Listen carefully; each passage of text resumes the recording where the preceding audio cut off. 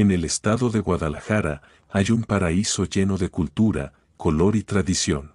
Pero entre colores y festividades se encuentran leyendas oscuras que han prevalecido de generación en generación y han marcado a los tapatíos. La leyenda del Rincón del Diablo. Esta leyenda se remonta entre el año 1571 al año 1820 en la época virreinal, mientras sucedía el hecho histórico llamado la Santa Inquisición. Se cuenta que las novicias del convento de Santa María de Gracia fueron testigos de actos sádicos, impuros y sacrilegios que durante mucho tiempo provocaron terror y miedo entre los habitantes, ya que en el convento de Santa María de Gracia ubicado en el oriente hasta llegar al río San Juan de Dios, actualmente se encuentra en la calzada Independencia, en una de sus largas paredes se encontraban el tétrico, escalofriante y macabro angosto callejón llamado el Callejón del Ahorcado, al cual se le fue nombrado debido a que le quitaron la vida a un hombre adúltero. En esta época conocida por el virreinato, el callejón era visto con horror por los habitantes, antes de ser apodado el Callejón del Ahorcado, estaba marcado con la letra C, después su apodo pasó a ser el Rincón del Diablo, y posteriormente se marcó con el número 13. En este lugar se construyó un convento, en una de las paredes que cerraban dicho callejón, se abrió una pequeña ventana. Era una noche oscura, en la cual la luna no era visible, el lugar se veía tétrico, desolado y silencioso. La encargada de las novicias despertó a la alarmada, por gritos y blasfemias, que resonaban entre las tinieblas. Campanas sonaban, y el sonido no dejó que la encargada siguiera escuchando dichos gritos que provenían del callejón. En la puerta de una casa que estaba en el rincón, se encontraba una mesa larga, con paño de tumba. En ella estaban 4 velas negras, las cuales estaban sobre cráneos humanos. Alrededor yacían varias mujeres sin pelo, sosteniendo copas con brebajes misteriosos. Estas azotaba a un santo Cristo de marfil, ya que estas eran brujas. Monjas llenas de pánico mandaron llamar al mayordomo del convento. Este era un sacerdote respetable. Apenas se asomó el sol, notificó al obispo de Guadalajara lo acontecido. El tribunal de la Inquisición acudió al lugar de dichos hechos, en el cual sorprendieron a las brujas. Se dieron cuenta que había personas envueltas en mantas oscuras. Mujeres y hombres rendían culto al diablo. Hubo una batalla entre inquisidores y brujos. Contaban personas adultas que al oír el nombre, Rincón del Diablo, éstas se persignaban y decían en voz alta: bendito y alabado sea el santísimo sacramento del altar. Este callejón desde el suceso fue evitado, cual de alguna persona tenía que pasar llevaba reliquias santas o agua bendita. Después de este suceso la casa fue ocupada por un expendio de carbón, una paletería y actualmente es una plaza y es ocupada por oficinas gubernamentales. Esta se ubica en esquina Ricardo del Diablo, Paseo del Degollado, zona centro, 4400, Guadalajara, Jalisco. La leyenda del Rincón del Diablo. Esta leyenda se remonta en el año 1718 durante la construcción de un puente que cruzaba el río Santiago. Los hombres que se dedicaban a estas obras se les llamaban alarrifes. Un alarrife recibió la oferta y el contrato para construir dicho puente en la carretera Zapotlanejo. Él se comprometió a entregarlo en la fecha determinada. Sin embargo, cuando a la gente le va bien, provoca sin querer la envidia y este alarrife no fue la excepción, ya que a las personas a las cuales les causaba envidia hicieron que a éste le fuera mal de distintas maneras.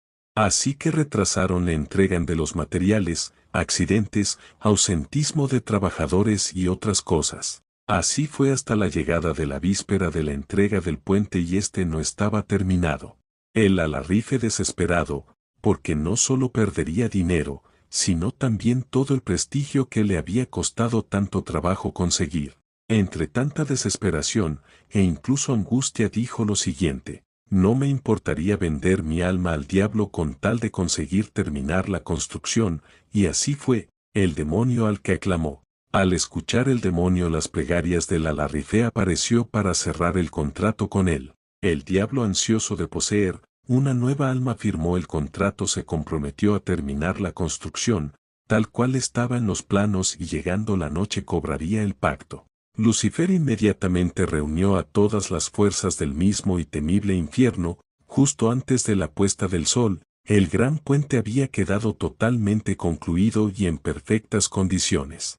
Después de esto llegaron las personas que envidiaban a este Alarrife, llegaron burlándose ya que pensaban que este puente había fracasado, como ellos deseaban al igual que su prestigio como constructor. Al ver que había sido un éxito la construcción quedaron, asombrados y mudos. Asombrados al ver aquel camino de piedra posado en varios arcos y columnas completamente terminados. Más tarde llegaron los dueños de esta construcción, muy complacidos pagaron o acordalo. Al anochecer llegó el diablo a cobrar lo que era suyo, el Alarrife le dijo que no estaba obligado a pagar lo acordado pues el contrato no se había cumplido. Satanás enojado y furioso apareció el papel chamuscado y con olor a azufre con la firma de ambos, pero el Alarrife mostró los renglones que especificaban que el puente debía ser terminado conforme a los planos. Dichos planos tenían en el centro una capilla dedicada a San Miguel Arcángel, pero este era el enemigo más grande de Satanás. A lo cual se negó a dejar un lugar para rendirle culto pensando que nadie se daría cuenta que faltaba la capilla. Así que aquel Alarrife se quedó con fama, dinero y su alma libre de tratos con el diablo. La leyenda del charro negro.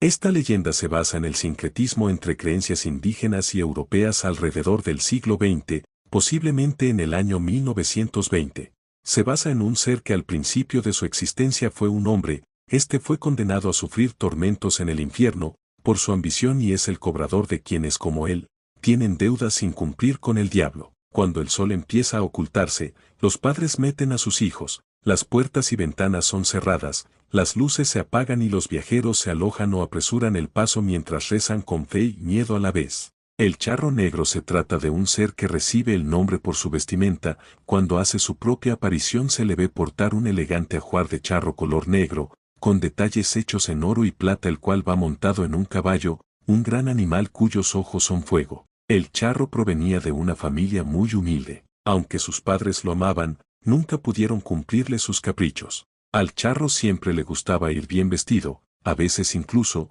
no comía durante el día e incluso varios días para ahorrarse unos pesos y juntarlo, para poder completar para comprar un buen sombrero. Sin embargo estaba cansado de su inagotable pobreza, por más que trabajaba, el dinero que ganaba nunca le alcanzaba y tenía que pasar todo el día con las manos llenas de tierra. Tiempo después, sus padres fallecieron, había quedado completamente solo, la miseria del charro aumentó aún más y esto lo hizo tomar una decisión. Esta decisión le cambiaría completamente la vida. Invocando al diablo, para pedirle lo que tanto deseaba y quería que eran riquezas.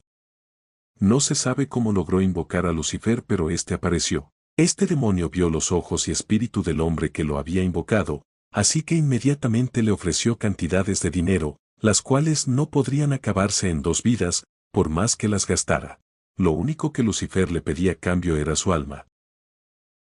El charro, en ese entonces era altivo y valiente así que la estrella de la mañana, no había logrado asustarlo, así que aceptó.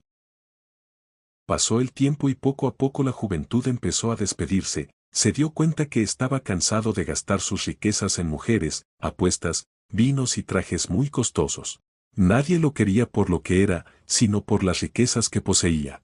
El charro ya se había olvidado de aquel trato que lo maldijo, el diablo se le apareció para recordarle que la hora del cobro estaba cerca, entonces el charro se asustó como nunca. El terror, el pánico y la desesperación lo invadieron hasta el último rincón de sus entrañas. Al recordar su deuda por cobardía, comenzó a ocultarse, ordenó al personal de su hacienda colocar cruces por toda la propiedad y a construir una pequeña capilla. Pero el recuerdo de la deuda que tenía pendiente lo atormentaba e incluso no lo dejaba dormir, ni disfrutar los pocos meses que le quedaban de vida. Así que en un ataque de miedo, tomó su mejor caballo junto con una bolsa que contenía unas cuantas monedas de oro que no había gastado. El charro emprendió un viaje durante la madrugada, para que nadie fuera testigo que había huido. El diablo se dio cuenta que el charro había huido y faltaría su palabra, así que volvió a aparecerse al frente del jinete y su caballo pero esta vez con el fin de llevarse su alma. El diablo dijo, iba a esperar a que murieras para cobrar la deuda que tienes conmigo, pero como te ocultas cobardemente, te llevaré ahora. El charro no tuvo tiempo de responder. Cuando se dio cuenta su caballo, encabritado, trató de patear al demonio pero era tarde, el cuerpo del charro comenzó a secarse y su carne a desaparecer. Solo el ajuar del charro, encima de los huesos blanquecinos. El diablo volvió a hablar. Veo que tu bestia te es fiel, por eso ha de ser maldita igual que tú y condenada a ser tu acompañante al infierno. Aunque, de vez en cuando, quiero que hagas algo por mí, irás a cobrarle a mis deudores. Si haces bien tu trabajo, dejaré que el hombre que acepte esa bolsa de monedas de oro que traes, tome tu lugar. Desde ese entonces, aquel hombre fue condenado a sufrir incontables tormentos en el infierno y a salir de ahí solo para cobrarles a quienes tienen deudas pendientes con Lucifer. Con la esperanza de que una noche, algún viajero, traicionado por su avaricia, tome su lugar. Solo así el charro y su caballo podrán descansar en paz.